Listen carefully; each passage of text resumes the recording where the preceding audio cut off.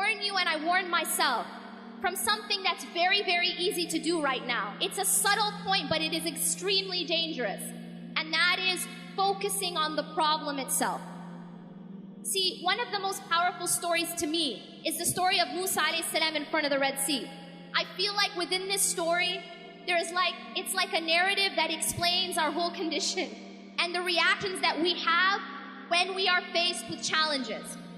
And Allah subhanahu wa ta'ala shows us in this story, He compares and contrasts the reactions of different people to the same external event or the same external obstacle. فَلَمَّا تَرَاءَ الْجَمْعَانِ قَالَ أَصْحَابُ مُوسَى إِنَّا لَمُدْرَكُونَ. When Musa alayhi salam is now trying to escape Pharaoh, there's a Pharaoh following behind with his army. And now him and his people are they're in front of the Red Sea. And there's an army behind them. And this is a superpower army. And they're a group of slaves. And now they're put in this very, very difficult situation. Do we find ourselves in a difficult situation just now? We are in a very difficult situation. And Allah says, when the two groups saw each other, the people of Musa, قَالَ أَصْحَابُ مُوسَى إِنَّا لَمُدْرَكُونَ. The people of Musa alayhi salam said, we will indeed be overtaken. We indeed will be overtaken. إِنَّا لَمُدْرَكُونَ. And that's a very natural reaction to being stuck in front of the Red Sea with a superpower army behind you. It's a natural reaction that we had. But I want to tell you something amazing, and that is the reaction of Musa alayhi salam. In that same exact situation, he's looking at the same situation, but his basira, his heart is looking at and focused on something else.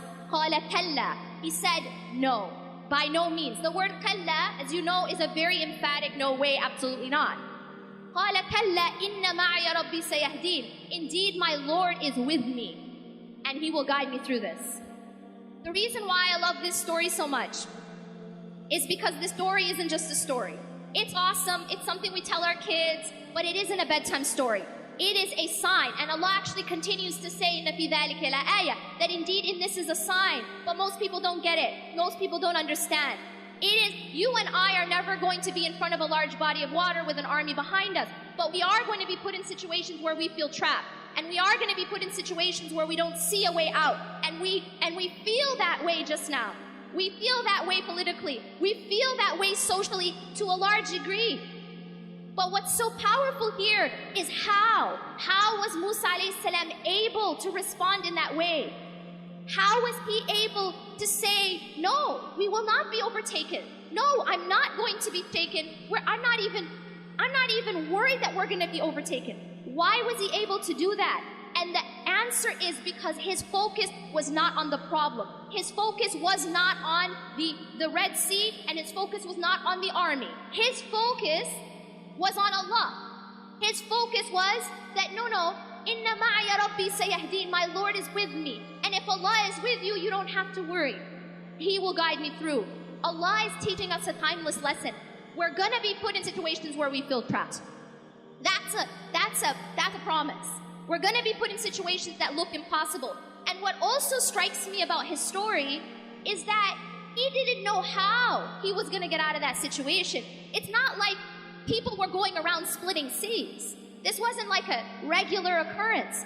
And yet he did not worry, even though he didn't know how. See, for us, it's easy for us to say, oh, it's no problem because I got a plan, A, B, C, D. We know exactly how it's going to happen. But when you don't have any idea how it's going to happen and you still put your trust in Allah, that is tawakkul.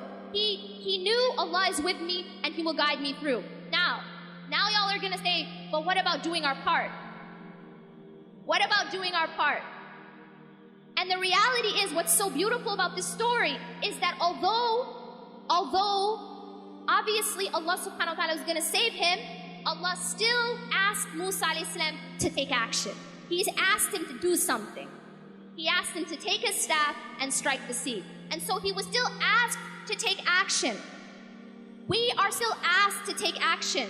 Tawakkul and action are not separate. They have to go together. I'aqilha wa tawakkal, as the Prophet ﷺ says, that you have to tie your camel and at the same time your trust is in Allah. Don't think that they're separate. So often I hear this translated as tie your camel and then put your trust in Allah.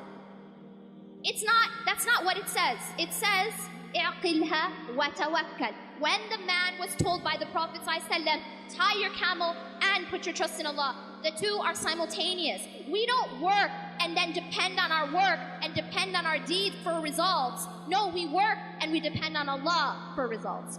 And that's a very, very important point.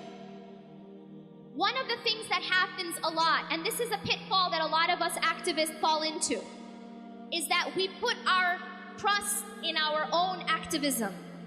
We put our trust in our own activism. And so what happens is when we don't see the exact results that we wanted, we lose hope. Inna lamudrakun. We have that attitude of we're going to be overtaken. But you see, if you put your trust in Allah subhanahu wa ta'ala, regardless of what you're seeing, you know that He's got your back. And that's what happened with Musa alayhi salam. He was told to strike the sea, so he's taking an action. But, this is an important point, it is not his action which caused the result. Why did he strike the sea? Because it was Allah who told him to. It was part of his worship. Every single thing that we are doing of our activism should be part of our worship. But we should never believe that our opening, that our salvation, that we're going to be saved because of our actions, because of our activism. We don't get saved because of our activism. We get saved by Allah. And this is a very, very important point of our tawheed. To understand it's only Allah who saves us. It's only Allah who provides the opening. He is Al-Fattah. He is Al-Fattah. I'm not Al-Fattah. You're not Al-Fattah. We're not, as organizations, Al-Fattah. We don't change our circumstances. Allah changes our circumstances. But here's a very important point about the formula for change. إِنَّ اللَّهَ لَا يُغَيِّرُ مَا بِقَوْمٍ حَتَّى يُغَيِّرُ مَا بِأَنفُسِهِمْ. Yes, Allah is the one who changes our circumstances. But Allah also says that indeed Allah does not change the condition or the circumstances of a people until they change what's inside themselves. There is a job that we have to do. There is a striking of the sea that we have to do. But we have to, at the same time, never despair. We have to, at the same time, have the attitude of Kalla inna ma'a rabbi sayahdeen. Indeed, my Lord is with me and He will guide me through. This is extremely essential. And I will tell you this. If you are focused too much on the problem, you will have the reaction of Bani Israel. Because if all we talk about is the problem, if all we think about is the problem, if all we post about is the problem, if all we discuss is the problem, then what happens is, and this is a psychological reality, whatever you focus on grows. Whatever you focus on grows. This is why Allah subhanahu wa ta'ala told us to focus on dhikr. That the more that we focus on the remembrance of Allah, the bigger the importance of Allah subhanahu wa ta'ala is in our lives. But if we're focused on everything that's going wrong, if our focus is on everyone who's saying this about us, and they're gonna do this to us, and then this, and that's it, and that's my focal point, I promise you, we will fall into despair. And the reason for that is that the problem will actually grow because it becomes our focal point. And this is a dangerous thing that we fall into. Our focal point needs to be, Inna ma'a rabbi sayahdeen. This is a very different focal point. The focal point of Musa alayhi salam. Indeed, my Lord is with me and He will guide me through. Yes, I do my part because it's part of my worship. But Allah subhanahu wa ta'ala is my focus. And when Allah is your focus, then you don't fall into despair because you know that Allah's got you.